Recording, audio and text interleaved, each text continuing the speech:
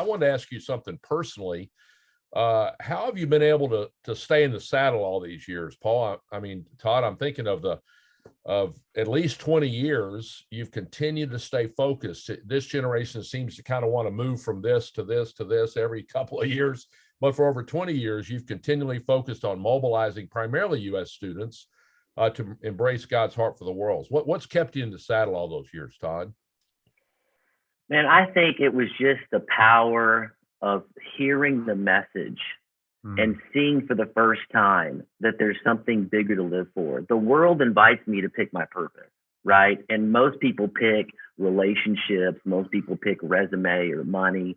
And even Christians will pick the purpose of like resume, relationships, and money. And I think when I heard the mission of God and I heard the Genesis to Revelation when I was a student on a summer project, I mean, I looked at my friend and I was like, that's why I was born. Like, that's why I was born. And it changed me. And I never even became a missionary as far as I'm more of a mobilizer and a sender, but it changed me. I didn't own a passport. I'd never been overseas. I didn't know a missionary. I couldn't tell you the capital of a country. I mean, I had no idea. I was living in me world. I was living in self-absorption.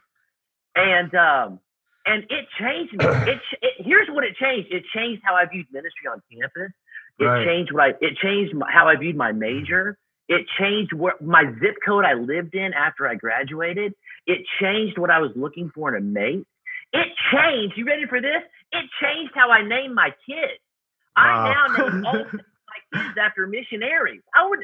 Who does that when you're self-absorbed? Nobody, you know? Mm-hmm. And so there's just, when I think about what keeps me in the saddle, I mean, holy cow, are you ready for this? 4,300 campus ministry meetings, 600,000 students over the last 22 years. But every time we look out on that audience, we see ourselves.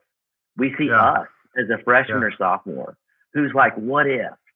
Let's play the what if game. What if no one ever came to Northeastern State and told me about God's heart for the world? Where would I be right now? I'd be doing my life in me world, going to church and tithing, maybe going to small group, but my life revolves around my savings, my safety, my resume, and my hobbies. That's what my life would be. And so what we want to do is we want to come in and say, man, what better people too? You asked about U.S. students. Man, we've just kind of stayed focused on U.S. students. I mean, for a variety of reasons. I mean, one of the reasons is our primary language is English. When you think of the mission force, you can get in most countries using English. Yep. The university students and what they do with businesses, missions.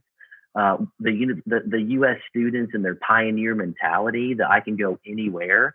And then specifically that age group, we love the 18 to 25-year-olds because, as we all know, the mortgage and the marriages and the kids and you know, all the world is their parish.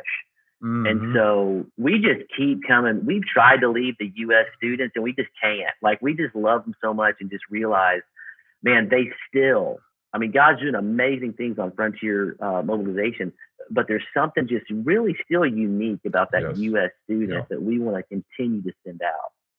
Well, we've always said, Todd, you and I, that we believe they're the most recruitable, trainable, and sendable category of persons on the planet. And so that's just, so strategic